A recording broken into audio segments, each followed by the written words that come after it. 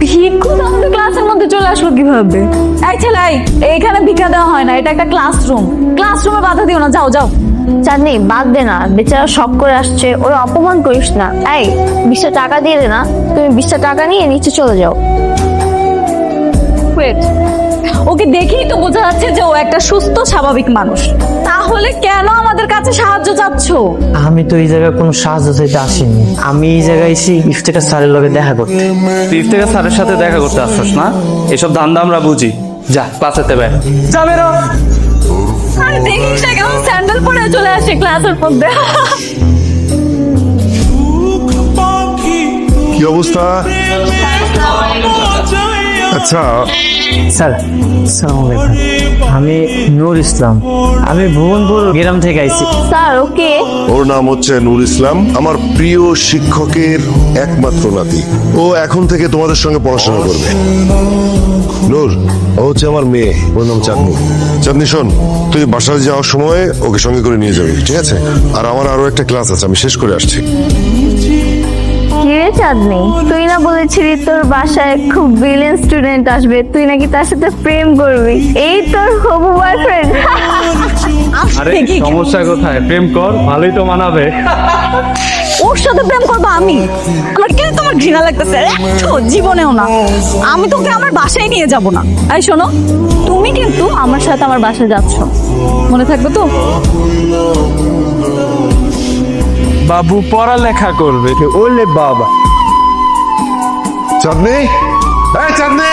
এত জোরে জোরে চিৎকার দিচ্ছ কেন? মানে চাঁদনি চাঁদনি বলে সারা বাড়ি মাথায় তুলে নিচ্ছ কেন? কি হয়েছে? কি হয়েছে বাবা? তোকে কি বলেছিলাম? বাবা, তোমাকে একটা জিনিস বুঝতে হবে, এমন একটা খ্যাত ছেলের সাথে আমি একই রিক্সা করে আসবো, এটা তো আমি কল্পনাও করতে পারতেছি না। তখন তো খুব লাফালাফি করেছিলি, নাচানাচি করেছিলি, এই করবি সেই করবি, ও এলে খুব ভালো হবে। এখন কেন পছন্দ হচ্ছে না তোমার? কিন্তু আমি কি জানতাম বাবা কোত্থেকে একটা গাইয়া ছেলেকে নিয়ে আসবে? স্টুডেন্ট হিসেবে তোমার চেয়ে ও অনেক বেশি ব্রিলিয়ান্ট, আর ওর যে যোগ্যতা আছে সেটা তুমি কোনো দিনই অর্জন করতে পারবে না।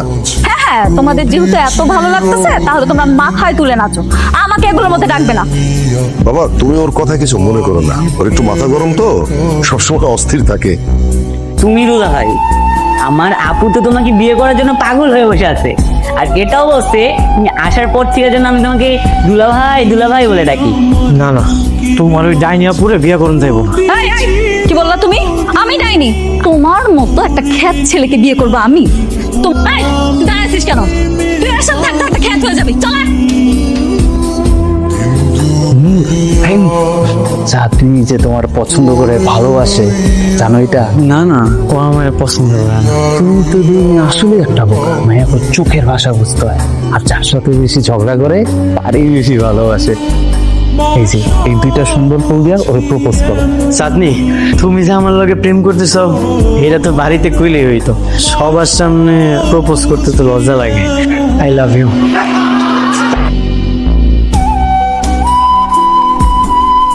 তুমি না ব্রিলিয়েন্ট স্টুডেন্ট, মানে তোমার এতটুকু কমন সেন্স কাজ করতেছে না?